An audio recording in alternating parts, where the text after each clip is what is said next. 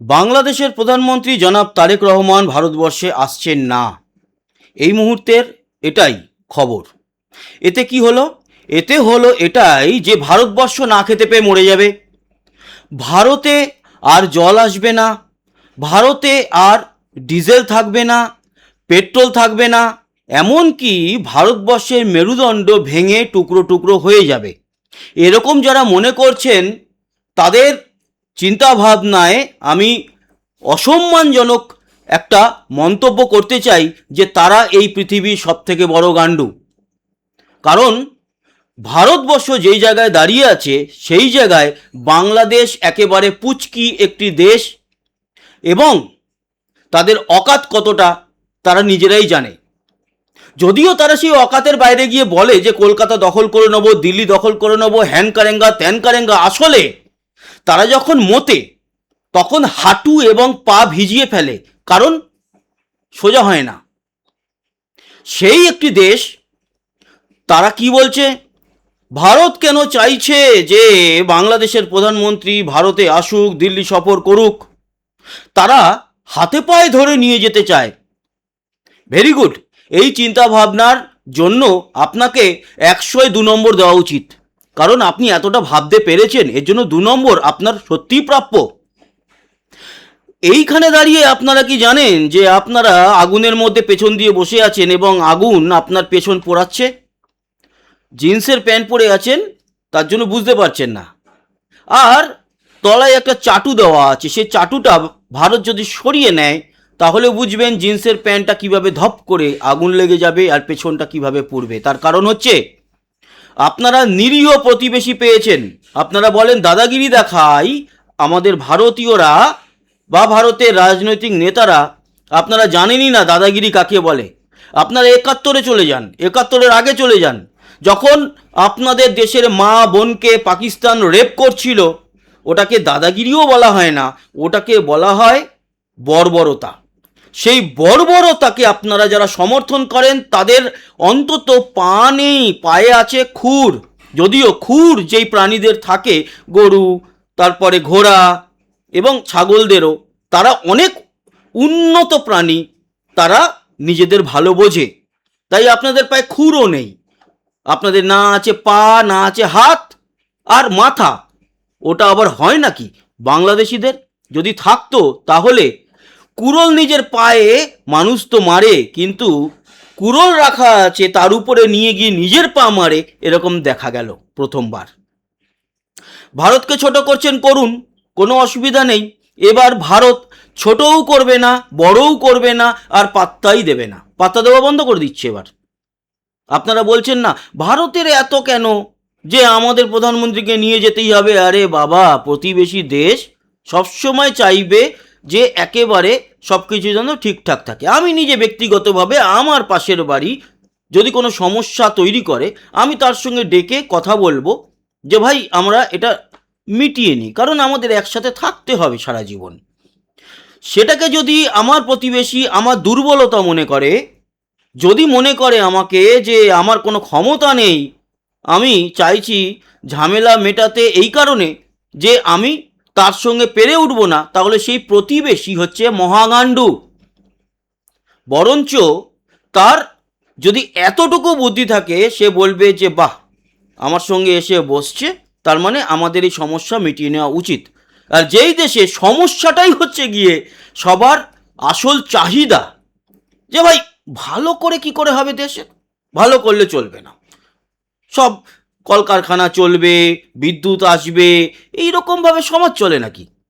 সমাজ চলে নাকি যে সব সুখে শান্তিতে থাকবে? সমাজ চলবে এইভাবে যে প্রতিদিন আমরা আন্দোলনে যাব, চায়ের দোকানে গিয়ে আমরা আলোচনা করব যে আজকে কে নিয়ে আন্দোলন করব, আজকে ভারতকে কিভাবে গালাগালি দেবো। কেউ জানে না, একজন বলছে আর একজনকে ভাই আজকে ভারতের সম্পর্কে কি খারাপ পোস্ট করা যায়, আর একজন বলছে চল তাহলে আমরা যাই দোকানে, ওখান থেকে মদের দোকান থেকে কিনি, একটু গাঁজা ফাজা খাই, খেয়ে তারপর ডিসাইড করব যে ভারতকে আজকে কিভাবে পচানো যেতে পারে। এটা হচ্ছে ডায়লগ, এটা হচ্ছে ডায়লগ বাংলাদেশ মানে বিভিন্ন জেলা উপজেলার মধ্যে। যে আমরা বাংলাদেশি, আমাদের দায়িত্ব দিয়েছে আল্লাহ যে ভারতকে পচাতে হবে, ভারত যতই আমাদের উপকার করুক ছোট দেখাতে হবে, এবং ভারত যদি আমাদের রিকোয়েস্ট করে বলতে হবে ওরা একেবারে অবহেলিত শিশুর মতো আমাদের কাছে হাত জোর করে আমাদের কাছে দয়া ভিক্ষা করছে আমাদের প্রধানমন্ত্রী যেন যায় ভারত সফরে। এবার বলি, এই সমস্ত গল্প শেষ। গতকাল শনিবার আপনারা অনেকেই শুনেছেন যে আমাদের রাষ্ট্রপতি ভবনে একটা ওই গান স্যালুট দেওয়ার ব্যাপার থাকে না, সেই যে change of army, change staff, এরকম কিছু একটা থাকে, একটা অনুষ্ঠান, বিদেশের কোনো মানে বড় প্রতিনিধি এলে, যেমন ভ্লাদিমির পুতিনকে দেওয়া হয়েছে, যেরকম দেওয়া হয়েছে ডোনাল্ড ট্রাম্পকে রাষ্ট্রপতি ভবনে, ঘোড়সওয়ারিরা স্যালুট জানায়, তারপরে ইভেন বাংলাদেশের প্রধানমন্ত্রী শেখ হাসিনাকেও দেওয়া হয়েছে, সেরকম গান স্যালুট দেওয়ার কথা ছিল, গান স্যালুট মাফ করবেন, আরে honour, guard of honour, sorry, guard of honour, তো গার্ড অফ অনার দেওয়ার কথা ছিল, তার জন্য একটা রিহার্সাল করা হয়, সেখানে একটা ডামি গাড়ি ঢোকে, সেখান থেকে একজন ডামি নামে, পুরো আমি দামি বলছি না, ড্যামি বা ডামি, মানে নকল রিহার্সাল হয়, তারপরে গিয়ে সেই দিনের যেই ঘটনা ঘটে সেটা এই তার একটা রিহার্সাল। তো সেটাকে গতকালকে বলা হয়েছিল যে রিহার্সালটা করে নাও, তারপরে ওটাকে ক্যান্সেল করে দেওয়া হয়েছে। তার মানে যেটা দেখা যাচ্ছে যে তারেক রহমান সাহেব আসছেন না।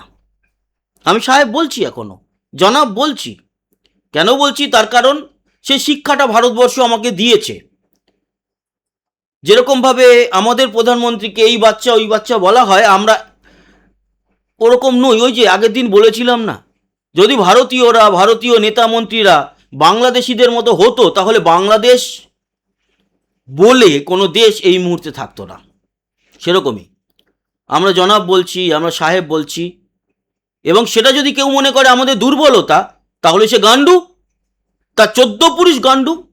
এবং এটুকু বলে দিতে পারি যে সেই দুর্বলতা কোন জায়গায় যেতে পারে সেটা ভবিষ্যতে আপনারা দেখবেন। তার কারণ ভারত আবদ্ধ নয়, আবদ্ধ আপনারা ভারতের ভূগোলের মধ্যে। গঙ্গা চুক্তি, তিস্তা চুক্তি, এগুলো ভবিষ্যতে বাকি আছে। আপনারা যাবেন না মক্কা চুক্তি করতে? সৌদি আরবে করে আসুন। অবশ্যই সেই চুক্তির আন্ডারে আপনাদের কোন নদী দিয়ে জল আসে সেটা ভারতবর্ষ দেখবে। দাদাগিরি ভারতবর্ষের বলেছেন না, আপনারা দেখতে পারবেন দাদাগিরি কাকে বলা হয়।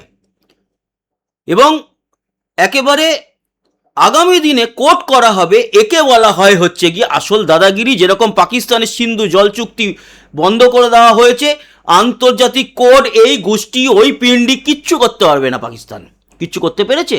পারবে না। বাংলাদেশ কিচ্ছু করতে পারবে না। গঙ্গা চুক্তি বাতিল, তিস্তা চুক্তি বাতিল, যাও যাও, আমাদের জল প্রয়োজন আমরা দিতে পারবো না। কি করবেন? আলোচনা করলে পথ খুলতো, কিন্তু আলোচনা না করে আপনারা ভাবলেন ভারতের দুর্বলতা, ভারতকে ছোট করলেন, নিরীহ প্রতিবেশী পেয়ে আপনারা দাদাগিরি করার চেষ্টা করলেন। অতএব দাদাগিরি কাকে বলে আপনারা দেখতে পারবেন। এখনো তো অনেক কিছু বাকি আছে।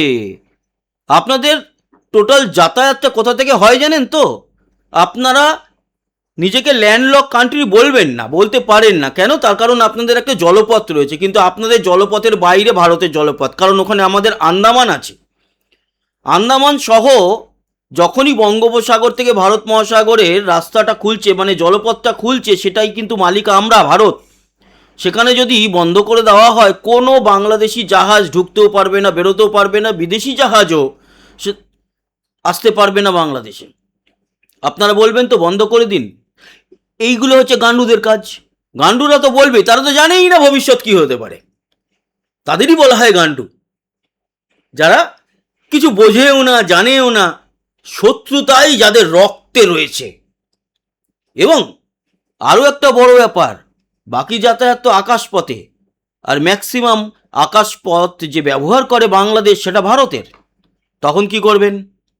কি করবেন আপনারা? অনেকে বলবেন বন্ধ করে দিন, এই বন্ধ করে দিন। যারা বলবে, এই ভিডিওর তলায় এসে অনেকেই বলবে বন্ধ করে দিন, আমাদের কিছু এসে যায় না, তারা আসলেই হচ্ছে গিয়ে অশিক্ষিত, এবং তাদের পেটে তাদের ঘুষি মারলেও অ আ ক খ বেরোবে না। ব্যঞ্জনবর্ণ, তারপরে স্বরবর্ণ তারা জানেই না। তারা একমাত্র একটাই জিনিস জানে, সেটা হচ্ছে শত্রুতা। তো ভেরি গুড, এই শত্রুতা চলতে থাকুক। লং লিভ শত্রুতা। ভারত বাংলাদেশ একসময় বন্ধু ছিল। আজ আমরা গর্ব করে বলতে পারি যে যাদের জন্য আমাদের সৈনিকরা বুকের রক্ত ঝরিয়ে স্বাধীন করেছিল বাংলাদেশকে, এবং জনাব মুজিবুর রহমান তার জন্মদিনে ইন্দিরা গান্ধীকে বলেছিলেন যে সৈন্য সরিয়ে নিতে, তার জন্মদিনে সৈন্য সরিয়ে নিয়েছিল ভারত। একজন সৈন্যকেও রাখেনি, একটা ছোট জমিও দখল করেনি। ছিটমহলের সময় যখন মানে গন্ডগোল চলছিল ছিটমহল নিয়ে, যে ওই ভারতের কিছু জমি বাংলাদেশের মধ্যে কিছু জমি ভারতের, আমরা অনেক বেশি জমি দিয়ে দিয়েছি। এটা দুর্বলতা ছিল আমাদের।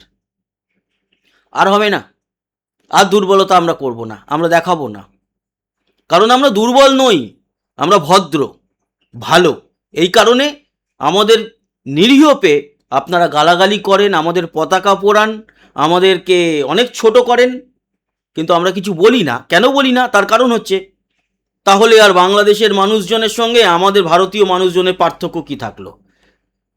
কিন্তু এবার পার্থক্য আমরা ঘুচিয়ে দেব। আমরাও এবার আপনাদের মতো করেই ভাববো যে কিভাবে আপনাদেরকে শেষ করা যায়। আর সেই দিন খুব বেশি দূরে নয়। ভালো থাকবেন এটা বলবো না, তার কারণ ভালো আপনারা নিজেদেরকেই রাখতে পারেন না, নিজেরাই চান না আপনাদের ভালো হোক, আমরা বলে আর কি লাভ। বাকি আমাদের ভারতীয় যারা দেখছেন ভিডিওটা, তাদের সবার ভালো হোক। সবাইকে অনেক বড় বড় অভিনন্দন, কারণ তারা বারবার আমাদেরকে বলছিলেন, কেন দাদা, কেন ভারত কেন এরকমভাবে রিকোয়েস্ট করছে বাংলাদেশের জন্য। তাদেরকে বলবো টেনশন নেই, ভারত আর রিকোয়েস্ট করবে না। রাস্তা বন্ধ হয়ে যাবে, সব রাস্তা বন্ধ হয়ে যাবে। আর রাস্তা বন্ধ হয়ে গেলে আকাশপথে কে আসবে আর জলপথে কে আসবে ভারত বুঝে নেবে। তখন দেখবেন হাউ মেনি প্যাডিতে হাউ মেনি রাইস, মানে কত ধানে কত চাল। ধন্যবাদ, ভালো থাকবেন, সুস্থ থাকবেন, আবার দেখা হচ্ছে, টাটা।